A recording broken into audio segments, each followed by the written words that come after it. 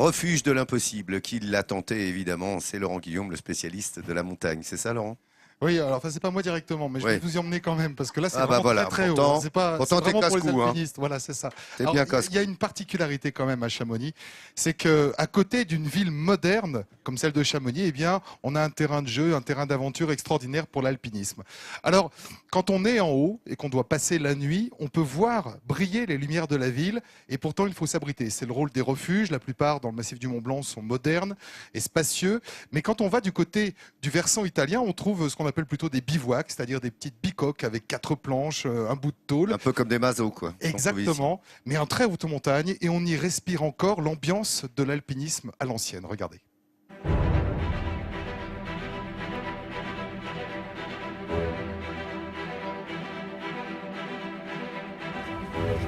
Dans le versant italien du Mont Blanc, la traversée des Grandes Jorasses est ce qu'on appelle une course d'arête d'envergure.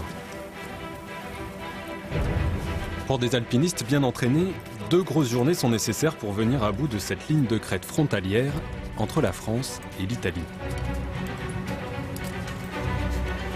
Seul répit et seul repos sur ce fil aérien long de plusieurs kilomètres, une brèche minuscule. Le col des Jorasses à 3800 mètres.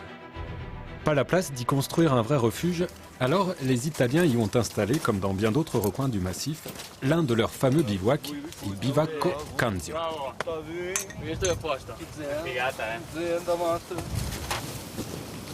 C'est un bivouac, on peut rester commode à 8, mais il y a des jours qu'il y a 20 alpinistes aussi, il faut se tasser, mais quand même il y a 8 places.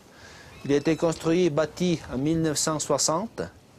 Et plus ou moins, il fait une dizaine de mètres carrés de refuge. Et alors, le gardien, il est où? Ben, disons qu'il n'y a pas de gardien. Tous les bivouacs du Mont Blanc versant italien, ils ne sont pas gardés. Et l'entretien du refuge, bon, c'est à la bonne éducation des alpinistes, à pas trop laisser de déchets et tout ça. Il faut pour ramener les déchets en bas, surtout. Bien. Bon, on se met là, ça te va? Ok, très bien, moi je vais ranger les affaires. Dis donc, t'as vu, c'est bien, on a de la chance. Les couvertures sont sèches. Avec une telle exiguïté, chaque objet a sa place. Même si aujourd'hui, Guido et Pierre ont plutôt de la chance, ils ont le bivouac pour eux tout seuls. Mais certaines fois, c'est plein à craquer. Et vu qu'il n'y a pas de réservation possible, les premiers arrivés sont les premiers servis. Si le bivouac est plein, c'est vrai que c'est un problème. Si tout le monde est d'accord, on finit par tous rentrer, par se serrer, comme des patates. Et puis, sinon, quelqu'un dort dehors. Ça dépend évidemment de l'état d'esprit des alpinistes qui sont là, et de leur façon de voir la course.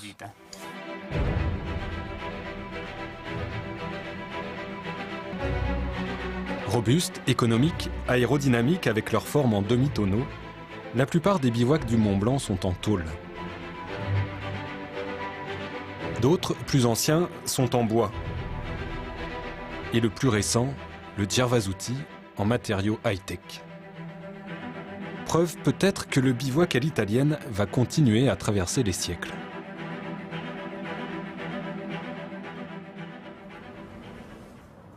Tous ces bivouacs dans le versant italien du Mont Blanc, qu'est-ce qu'ils symbolisent?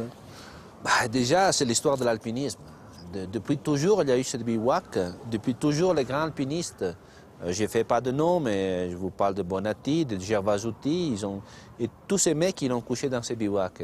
Et vraiment, selon moi, c'est un peu rhétorique peut-être, mais là-dedans, on respire quelque chose que dans un bivouac nouveau, on ne respire pas, ça c'est clair.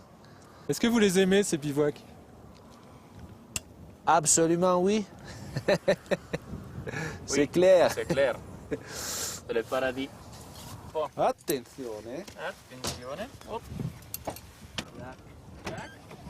Dodo. Ciao ciao. C'est vraiment les bronzés, hein, là. Ça me rappelait. Ouais. On a tous eu les réflexions, là.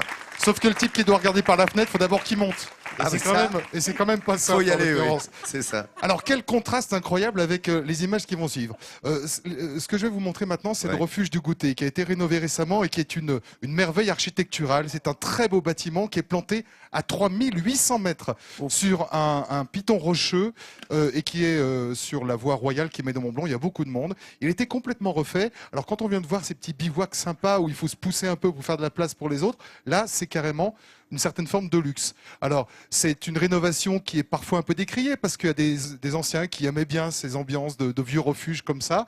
En revanche, c'est quand même bien agréable à 3800 mètres quand le mauvais temps se lève d'être logé dans des conditions comme ça. Il faut réserver, hein, ça se fait pas la bonne franquette. Il y a des critiques sur ce refuge, mais c'est quand même quelque chose d'absolument extraordinaire dans cette vallée de Chamonix.